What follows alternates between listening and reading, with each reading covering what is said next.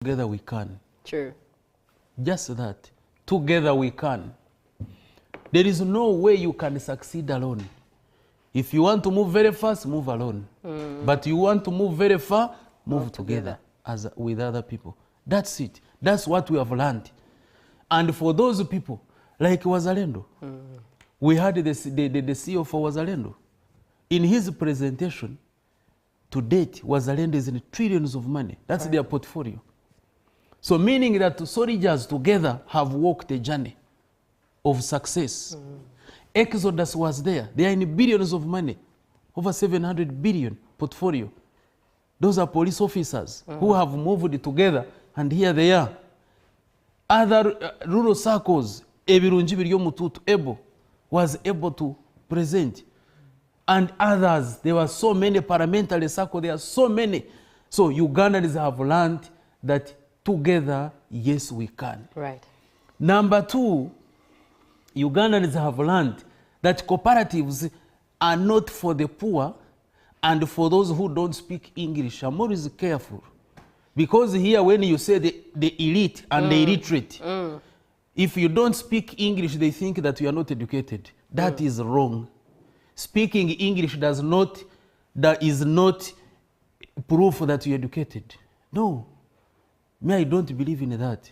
So, people use it to think whenever you talk about cooperatives, those are for the poor people. Poor, those in the villages. Right. Not even understanding the meaning of the word poor. The muntu wa wansi. Yes, the muntu wa wansi. My mother, your mother in the village there. The farmers. Then those who cannot speak English. Those are cooperatives. But to date, Julie, cooperatives have professionals. The accountants are there, the engineers, the doctors, the medics, the media, all those are there, the farmers, they are all there. Which is a very big lesson to learn as a country. That for us to succeed, we need to cooperate. Because cooperation encourages love. The moment you love each other, you move together. Cooperation is about self-help. Julie, you have a problem, I come in and solve it. Tomorrow I have a problem, I know Julie will solve it for me. That is what cooperatives encourage. Working together, that passion for each other. So we have learned that. Right. Another lesson that we are learning is that there is a need for capacity building. People need education, training, and information. Like she was mentioning during the symposium, we had highly competent people who did the presentations. Dr. Muhumuza was the keynote speaker. And he brings in the economics and gives us the statistics globally, how other economies are doing, and doing it through cooperation. You go to Europe, you go to America, you go to Asia Pacific. Are you aware that in the 60s we were ahead of Asia? Malaysia, Singapore, South Korea, we were ahead of them. There's one time I was in Korea, and the director for Korean Development Strategy, a professor, he told me, you people, in the 1960s we were there to learn how cooperatives are working. For us here, we had them, but they were limping. So, but when we came back, we have done it better. Now Korea is actually in the hands of cooperatives. So what happened to you? I couldn't even explain. So that is what we learn. We had Professor Mindra of Mobus, who is talking about cooperative education and how it can change economies. And people, everybody was listening. So you mean, you know, some people didn't know that you can study cooperatives from certificate to PhD. For them, they thought that you learn cooperatives 1 week training. No, cooperatives is wider. I want the viewers to hear me. You don't think that you are going to go to a workshop. I hear people talk about circles. He attended the 1-day training. Then he wants to be a guru in the cooperatives. No way. From certificate to PhD, studying cooperatives. Because it's wider. Even those principles you see, the 7 principles, one by one each is a topic on its own. For example, they talk about democratic member control. You must understand it in depth. What does it mean? You talk about the cooperative law. You must understand it. You talk about financial reporting in the cooperatives. Our people are using company accounts to report in the cooperatives. It is totally different. Totally different. A circle is a circle. A company is a company. A union like Kwabanyankole, which buys coffee, it does not buy coffee. With it aggregates members' coffee. Not buying. But you find someone, so-called accountant, is using the company accounts to portray sales, less cost of sales. No way. That's not in cooperatives. Right. Then we had other people like Dr. Peter, who presented on climate financing. Julie Ugandans didn't know that there is money, including myself. I have trees, so many trees, but I didn't know that there is money for that. If you are growing trees, they pay you so that you take care of your trees. I didn't know. And yet I can speak good English, but I didn't know. Right. So until the cooperators, they were so happy that this fund is there in the Ministry of Water and Environment, in the Ministry of Finance, it is with the IFAD, with the Equity Bank, the fund is there, but we didn't know. So this is why Jack is saying we are very happy because we have learned such things. Then we also had Dr. Mutambi in the Ministry of Trade talking about business development. You know, some of these cooperatives, they are formed just to pick money. When you say there is free money here, very fast, 30 people, in one day, they are there. They form, they get money, it is dismantled, they go back to square one. Right. That's not a cooperative. Cooperative is not formed for begging. A cooperative is formed either to solve a particular problem or to tap into an opportunity. And the people must come together with an ideology. So he presented this and showed how cooperatives should do business and how they should think business and how they should penetrate the market, value addition, all of that. So people were, this is how things are done. It was eye-opening. Yes. So this is what we learned, either during a symposium or throughout. Then we have also learned as cooperatives that that money is here. You don't need to look for money outside. There's money here. What is the evidence? Look at what circles have done. Mobilizing little money from the citizens, and you are able to form a giant, which is a circle like Wazalenda and others. So there is money here. What we have also learned here is that we can actually start making money as Ugandans. Right. How? We are coffee farmers, for example.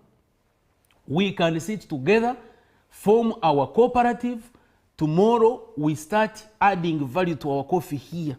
Indeed. And as you can see... And then we are able to make money. Right. So we have learned a lot of lessons, I want to tell you.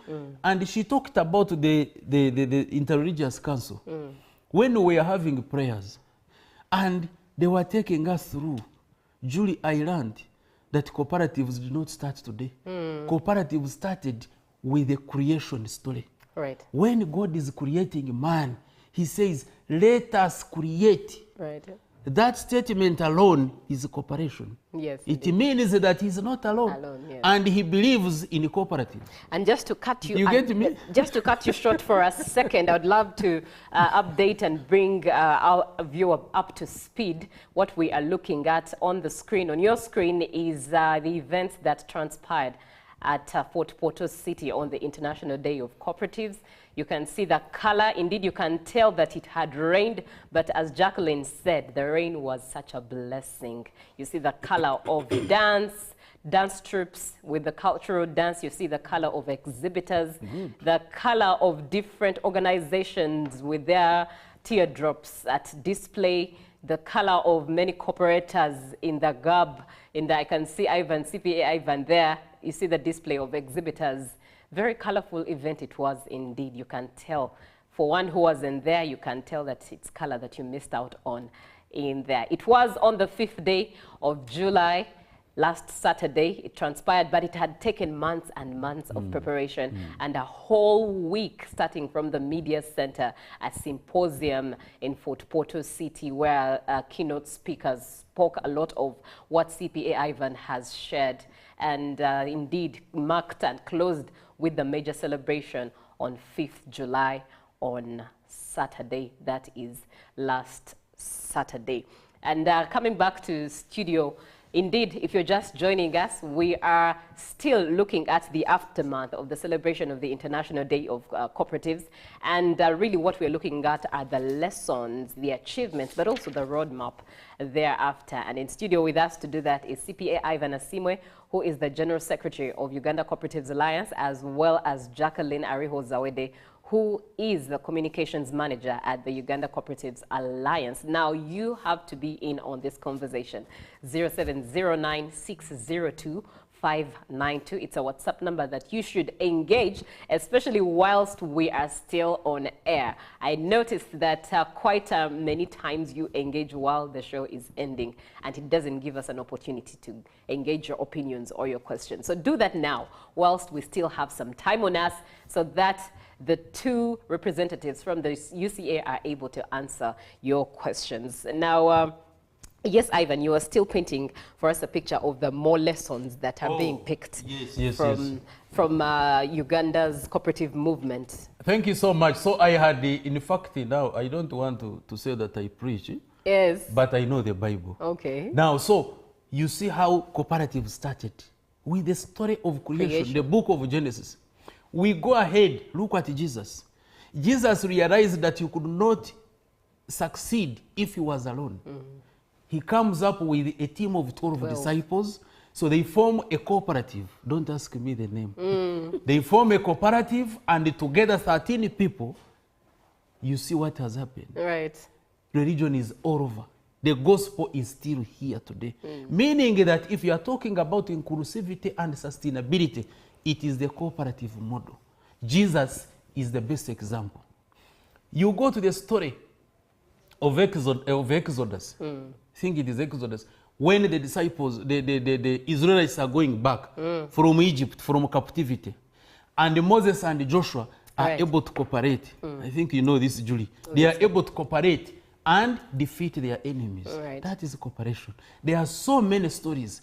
Still in Genesis, God realizes that he has created a man called Adam, but Adam could not survive without cooperation, and creates a woman, a very beautiful woman like Julie. Now creates that woman and says, together you cooperate and co-create. So you see, cooperatives, when we are talking about cooperatives here, you people, we are not talking about something that started today. Right. And these are lessons to learn. If we can learn from the Bible and see what has been transpiring. You see, just take an example of our president, where 27 people cooperate, and where are they today? They captured power, the power of cooperation. But had they not cooperated, they wouldn't have succeeded. So in other words, cooperatives are there for us. This is what we learn from cooperation. Right. So, but I'm really so happy, and it is very good that we have shown out that. General Mbadi, want to thank him because he ably represented the president.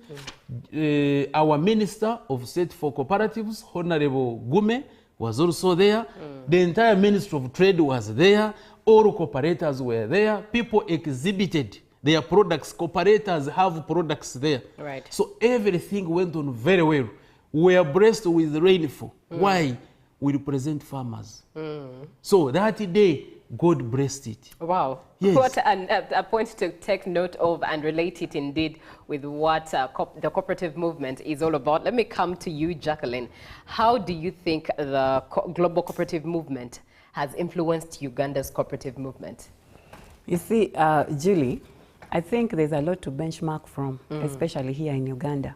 The way we organized this, I didn't get to see how other, countries did theirs, for example, Kenya or Tanzania. But I want to imagine that we surpassed as Uganda. And there's a lot to learn from us. There's a lot to learn from one another. Like CPA Ivan has said, with cooperatives, with cooperating, you get to learn from one another. If there's something good that has happened in Kenya, if there's something good that has happened in Uganda, in Tanzania or in South Africa, we get to learn from them. For example, in Kenya, they started their cooperative education way back in 1960-something. 67. In Tanzania, they've already started their cooperative bank. 1963. When you go to South Africa, they already have their cooperative bank. Right. Now for us, we are also, you know, they are just baby strides, but they are catching up. I'm telling you, the other week, before we went for the cooperative day, celebrating the International Day of Cooperatives, we made sure that we have a baby that we can go showing everyone. Yeah. And this was our cooperative bank. I'm telling you, people have mobilized capital. You know, we started as tier 4 because we did not yet have the capital. But people want now to embrace it into something that is actually beyond and bigger. When you come to, like I told you the other time, a commercial bank, you need over 50 billion shillings or even 250 to start a commercial bank. I'm telling you, where cooperators are going, they are actually injecting capital into this newly formed baby. And we are going to surpass even the billions they are talking about because of the love, because of the what? Because of that unity, because we have one common understanding of why we need this cooperative model to move ahead. So when you talk about Korea, when you talk about Singapore, when you talk about other global areas, Germany, that have embraced cooperatives, things are moving swiftly for them. Right. So that is why we also want to appeal to government. Please put more funding into the cooperative activities, into the cooperative model. Bring funds into UCA. So that for us, because for us we are here to make sure that this model moves on and even ahead. We are here to make it visible. I'm telling you, the objective, one of the objectives why we went for the International Day of Cooperatives was to make this cooperative model visible and, you know, to elucidate what it is about. People kept asking us prior that what is it about cooperatives? You see, CPA Ivan has said that most people thought that it was for the Montua 1C, but right now we are seeing professionals, we are seeing the teachers, we are seeing bankers, lawyers and so on come into circles. The other day I was even very surprised to know that NITA-U has a fully fledged, even here UBCU people, you have a fully fledged circle that is running. Go to NGOs like World Vision, they are very many because they are in numbers. They have set up a whole, it is actually now an MDI, but it became as a what? It started as a circle, you get it. So people are now understanding, they are getting to be aware that actually there's a model that can work. And how are they doing this? Because we are benchmarking from the global arena. Now, I wanted to say something about the activities that we did prior. Some activities that we can also now take to other countries to benchmark from. Because for us, we have made it that it is a whole week towards the International Day of Cooperatives. We do not know how it happens in Kenya. But I'm telling you, we were able to collect blood, over 5,000 units of blood. Our target was just 1,000, but we surpassed it. I'm telling you, people came because of that community concern, because of the cooperative spirit. People came and they were able to donate blood in the entire region. This was showcased everywhere. The minister launched it in Jinja, but it became an outburst. Talk about tree planting. CPA Ivan has been talking about the climate funding. But now, how are we going to be able to manage our climate when we are cutting the trees? So our call was for cooperatives to come and plant trees. I'm telling you, we planted over 1 million trees in just that 1 week. 1 million trees. Oh, by the way, did you get the winner? Oh, we got the win. Rotarian George William Okotha. Wow. Yes, and he was very happy. I'm telling you, people planted trees. People heed to our call and they went and planted trees in droves. And this shows the spirit of cooperatives. Now, when you compare this to other global, countries, to other global areas, people are doing the same. Go to Germany, go to a country like Saudi Arabia. This is a desert country. But everywhere you go, you see greenery in the country, because for them they have said, we shall not talk about the desert. We shall not be in that desert. We shall make our desert green. And they have come together as people. No one can work as one person. No one can work in silos. This is supposed to be cooperatives, and that is how it is going to be able to give us the development we want. Wow, a very beautiful perspective built there by Jacqueline. And to engage a couple of your comments, hello, good morning. Can I talk with you, sir? This is Margaret Mwanguzi. He will be sharing how best you can reach out to him. Hi, I'm Enoch. Thank you for the show. I have over 20 acres of trees, but still growing. How do I get funds? And that will be answered as well. And in fact, let's engage it before it passes by. Ivan. Oh, thank you Please so do much. answer, I want to thank you, Enoch. Yes, like we have mentioned, even ourselves we didn't know. So the funding is there in the Ministry of Finance, in the Ministry of Water and Environment, in Equity Bank.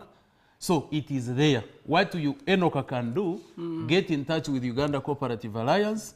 We in fact want to have a partnership meeting with these three bodies so that we see how cooperators can access this money. Right. But the fund is there, so Enoch, get in touch with us. We shall really see how to help you. Right, Yes. and another comment comes in from Isaac Wanzala Aizo in West Nile. He says, can a man be infertile? Are we talking about the same thing? Okay, you're right, Isaac, I get you now. You say that it's me, Isaac Wanzala, in West Nile, and you say, where can I seek assistance apart from within that circle itself in case I want to report or ask improvement as me as a member in my cooperative circle? In simple terms, the overall holder of those cooperatives, if it's there, I would wish the telephone contact, toll-free line, or be aired out. All right, indeed, the team will be sharing the contacts of how best to get in touch with UCA and how to be guided. But staying with you, Ivan, and looking at... So for the case of Isaac, Yes, in the please. case you have any issue in a registered cooperative, we have structures. All right. There is the district commercial officer at your district. You go there and report this matter, and the district commercial officer will help you. If the district commercial officer cannot help, then you can contact Uganda Cooperative Alliance. We have a regional office in Lira. All right. And we also have the board members who are from that side. Madame Oroma Emanuela, she's in Nebi. There's also Mr. Raro Bernard, who is in Zombo, the chairman of Okoro Coffee. But still he can contact us even at head office, Uganda Cooperative Alliance. He can contact the office of the registrar of cooperative societies. Right. We are all there to solve whatever challenge is there. And if it is a dispute, still we shall guide you on how that dispute can be handled using the laws of this country. Right. So we are there. Is it possible to also answer Margaret Mwanguzi, who said that she wanted to talk with you? Yes. Margaret, you are very much welcome. Uganda Cooperative Alliance is open. It's on Nkuruma Road, Right. Road 4749. You come and we discuss. Still, we can share our contacts. Mine, it may be Jackie, because Jackie is the communications officer. Right. In the case of anything, her lines are always open, even at night, but not late in the night. So, but she can share her contacts, Right. and then Margaret, directly, even after the studio, you can call, and then we can see how best Right. we can really handle your issue in case it is there. All right, and one final one from Ivan, who I think won an award at the Fort Portal event. He says, Ivan and Jackie in studio, let's use the knowledge we have to make sure that we have our cooperative bank in Uganda. This is Nyakahuma Charles, actually he's called Charles Nyakahuma, award winner, Fort Portal. Oh. Thank you, Charles, for being on the show. Now, let me still stay with you, Ivan, and looking at the past decade, as it had, this decade has had major events like COVID-19.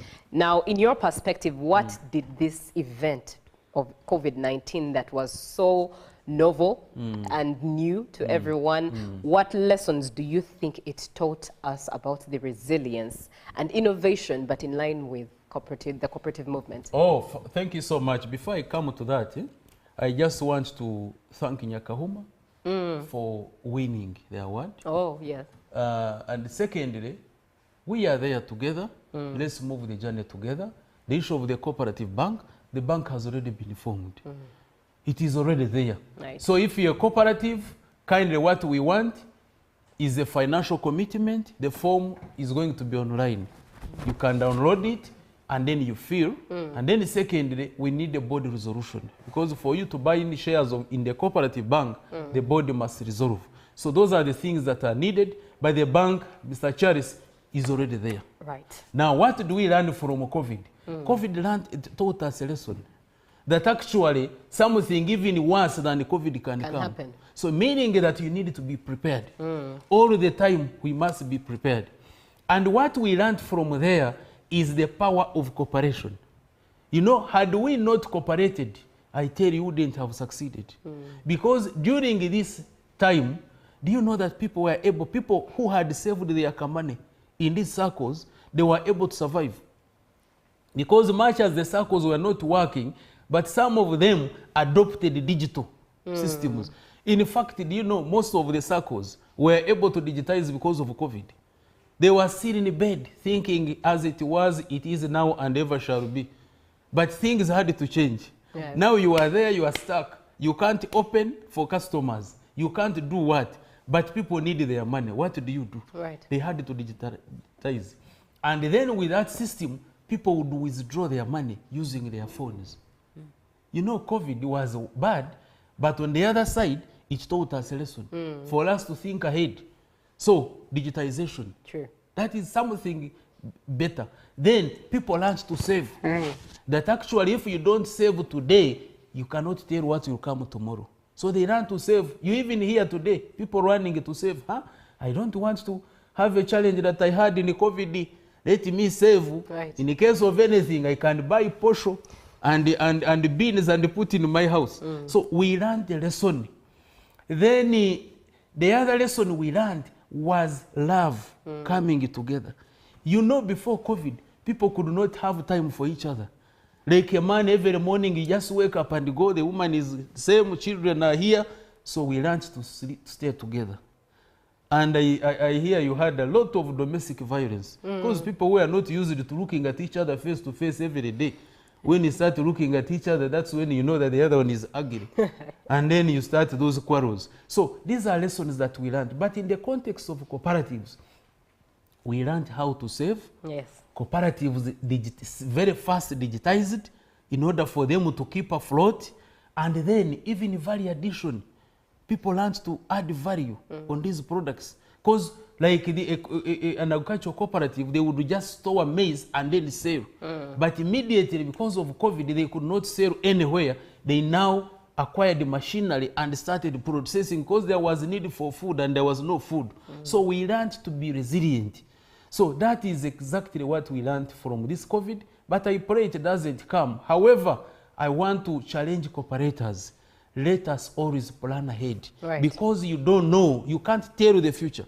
Yes. Indeed. Thank you, Ivan, for that. Now, Mule Godfrey, you come through with a question on inclusivity, and yours is we have a Village Saving and Loans Association groups, and you're asking, are they inclusive, I think? And you say that 30 members each group. Ivan, could you speak into that? Thank you so much, Godfrey. A VSLA is a Village Savings and Loan Association. It is not a circle. Right. No, it's not a registered cooperative society. And I would want to encourage Godfrey that for purposes of this VSLA attaining a corporate identity and a corporate image, then you better try and register it as a circle with the registrar of cooperatives. Because I don't want us to continue relying on this. Yes, they are good, they are helping people. But in terms of the legal personality, they are not legally recognized as legal entities in the eyes of law. So it is better that you register them. So this is the encouragement I would give you. But maybe I just want to run through this.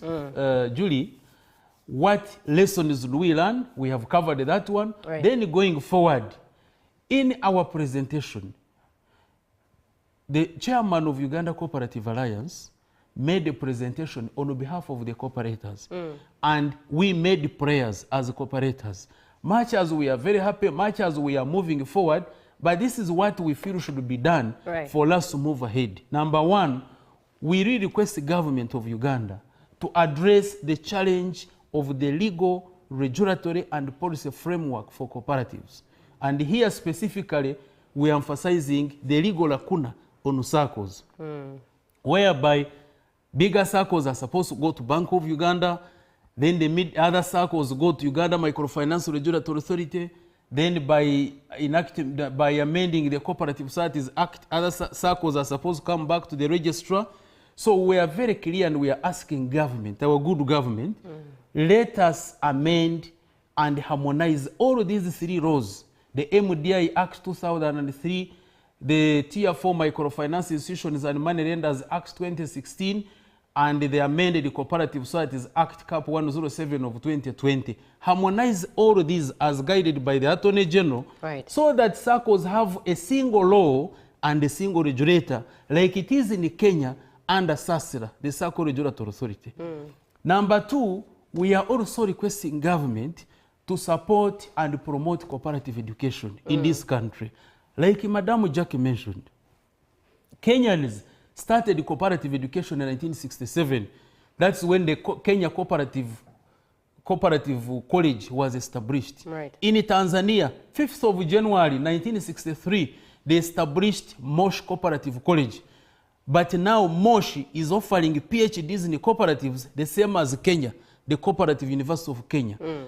But in Uganda, we started much earlier than Kenya and Tanzania, because we started in 1954 cooperative education at Nsamizi, which later went to Chigumba, to Bukarasa in 1963. Then in 1974, the college was transferred to Chigumba. But from that time to date, the 2 colleges now, we have Tororo and Chigumba, they are still offering certificates and diplomas in cooperative education. Now my question is, the graduates of these 2 cooperative colleges, where do they go? So it means that we lose them. Because after diploma, and you cannot progress to bachelor's, master's, and PhD, you end up in other programs. And you have wasted resources as government. So we are saying, let's government upgrade these 2 colleges into universities or degree awarding institutions. But we are very closely working with the Moshi University, UCA, and Makerere University. And soon, we shall have cooperative education at bachelor's, master's, and PhDs. We want professors, we want doctors in the cooperatives. Indeed. Another prayer that we are looking at is supporting the commercial officers. Because the commercial officers are doing a lot of work at the district level. However, they lack enough facilitation. They are not facilitated. They also need capacity building. So we requested the government kindly support these people, streamline their structures, give them enough facilitation, give them enough training. And on top of that, make it mandatory that whoever is to work in these cooperatives should undergo cooperative training, like it was in the 60s and early 70s. Another prayer of ours is the issue of funding. Justin mentioned it. Jackie, we want government to increase budget for cooperatives. Yes, we are so happy that the government is putting over 1.1 trillion per year in PDM. But we are requesting government, yes, thank you so much for this, but we need a lot of money in capacity building, in labor and advocacy, in arbitration and other areas, so that these PDM circles, Emyoga circles, and the other cooperatives are strengthened.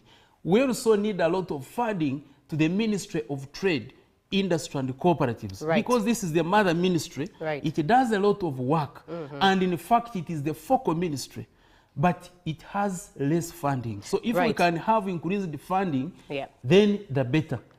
Now let me come to Jackie, and I would ask you the lessons, and this is in regards to inclusivity, especially looking at the role women and youth play. What lessons do you think over the time, especially in recent years, the role of women and youth have proved in being a part of cooperatives in Uganda? Thank you so much, Julie. Actually, we had this conversation some time back, and we said, and this has actually, it was also one of the conversations at the International Day of Cooperatives. And we saw very many women. I mean, you've been seeing this video where the women were exhibiting their merchandise, their products, their services. Women have come in to take up leadership roles in these cooperatives. They are fully fledged women-led circles or cooperative societies. There's a cooperative society in Luweru that actually picks women or girls that have dropped out of school. They pick them up and then they train them into tailoring. This has become so huge. When you talk about inclusivity, I always refer to this cooperative society for people who are living with disabilities. They are graduates living with disabilities, but they formed their own circle. So that means that they are being inclusive in all their undertakings. Right. When you talk about the youth have come up. There's a circle that has actually come up to innovate. There's a lot of innovation in terms of digitization. Right. And these are youth. They are innovating, they are digitizing their circles, and people are tapping into them. Other cooperatives are coming to tap into this digitization because youth are always innovative. And we want this kind of blood into the cooperative union, into the cooperative development and model. Now, when you talk about other, global players in this cooperative world, you see that women have come up. Women have become leaders. Women have become, the thinkers. Right. They are the thought processes in terms of governance, in terms of leadership. They are taking up financial skills, they are taking up all these kinds of skills, and they are now putting them into the cooperative model. Right. So this is why we want them to come up fully. Now, when you talk about the going ahead, now what do we envisage in the aftermath Yes. of the International Day of Cooperatives? You see, one day wasn't enough for us. Let's say just 2 days were not enough. Right. Because people were interested. If we could even have done it for an entire week, we would not exhaust everything to converse or to speak about cooperatives. We Right. wouldn't exhaust it all. So that is why now we are saying that we now have a national conference on cooperatives that we are organizing, and it's going to now happen in September. And this is now we are going to talk about the strategic, what strategies have we come up in terms of developing our cooperatives? What kind of, because we want to write a paper that is going to go through Parliament up to State House. Right. To look at all these challenges that CPA Ivan has been talking about. The commercial officers, what are their roles? How do we distinguish their roles in terms of trade and industry vis-a-vis cooperatives? Why are they being left behind when it comes to cooperatives? Right. Somebody talked about the VSLA. Why is it that there's still that kind of disintegration between a VSLA and a SACCO? Yeah. What are the benefits of a SACCO? We want to now to go into those nitty-gritties when it comes to that National Conference of Cooperatives. We want to understand, where does a SACCO go to get registered? People still do not know. Where does the VSLA go to get what? To get the registration. Right. How do you distinguish between the two? What are the benefits? CPA Ivan has been talking about this, the arbitration. I keep saying that as a VSLA or as any other kind of saving group, you will not get the benefits that a SACCO gets. If in case of issues to do with disputes, you're not going to be able to be listened to unless you're through the legal way of registering your cooperative. When it comes to saving, you're not going to be able to protect your money that you've saved when you're still in a very, unknown saving group out there. Right. And there will not be, you will not be understood what your undertakings are. But when you're legally registered as a SACCO, there's a lot to benefit from. Right. So these are things that we want to, to elucidate. They are the things that we want to bring out in the open. And we are going to have people as big as the governor of Bank of Uganda come to tell us about, the minister or the Minister of Finance. I understand there's a fully fledged finance department on climate in the finance ministry, Yes. in the Ministry of Finance. Someone was asking about how they can access this climate fund. Yeah, someone was asking, they have huge plots and huge acres of trees that they are looking at, but they don't have this kind of climate financing.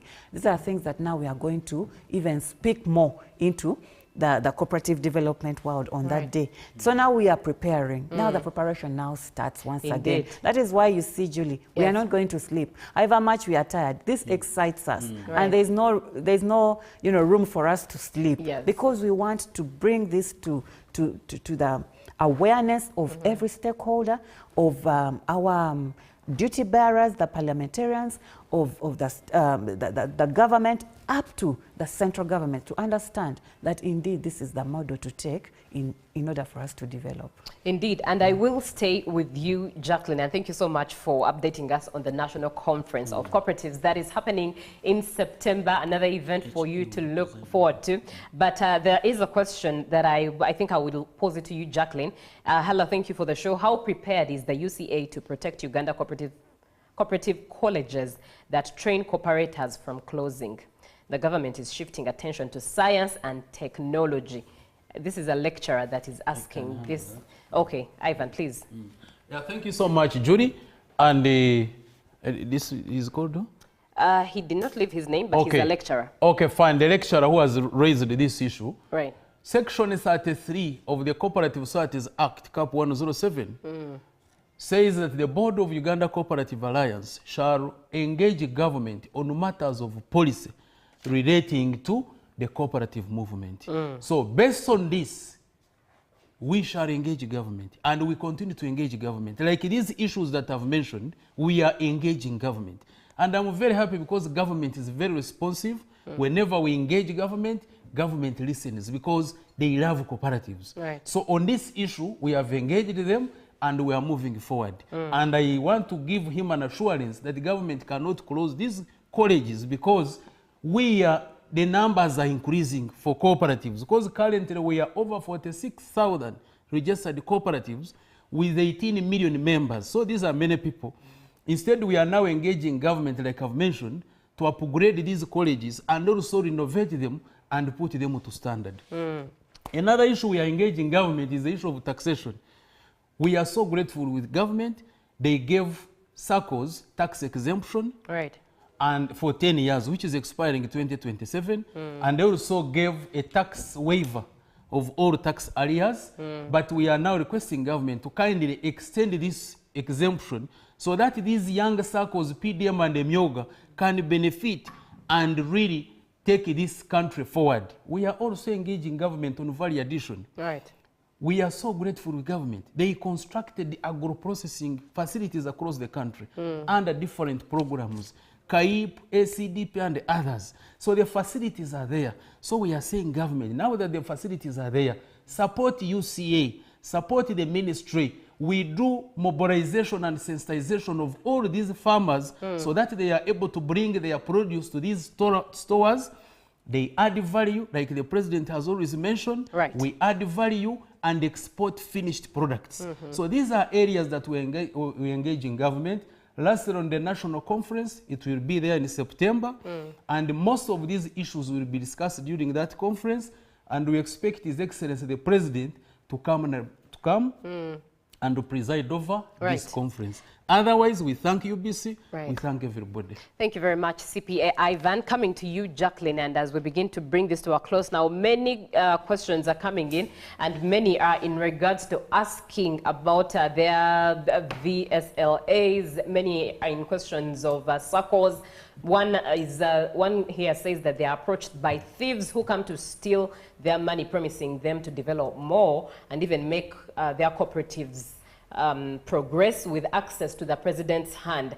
Clearly, issues like this can only be answered by the UCA, where there is a lot of time and attention given so that you are filled to the maximum. Jackie, share contacts of how best the UCA can be approached.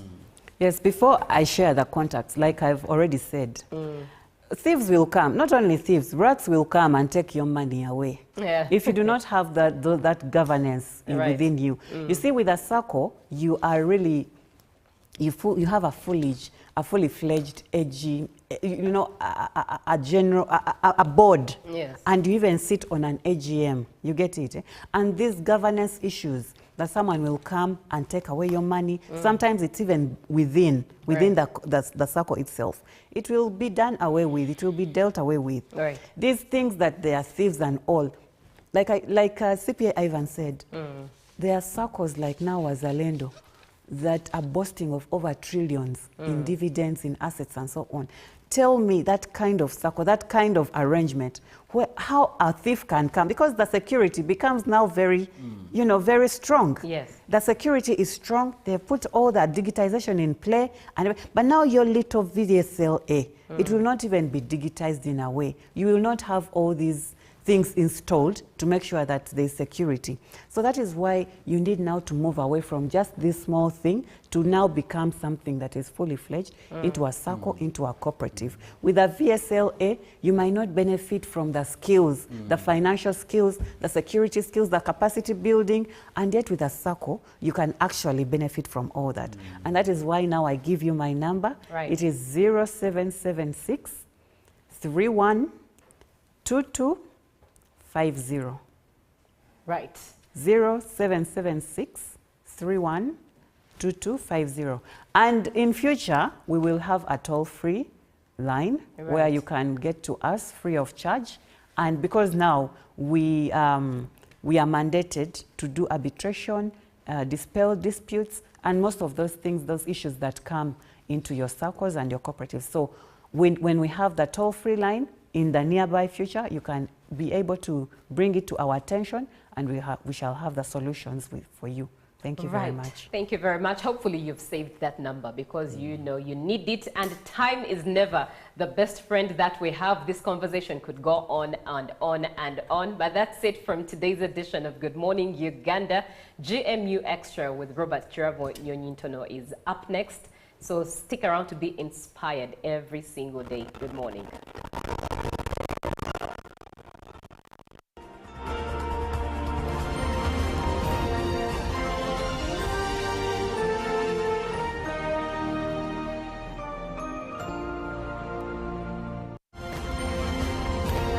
Live from UBC Studios in Kampala, this is Good Morning Uganda. Pick of the day on UBC. Every Wednesday, 10 p.m. on your public broadcaster.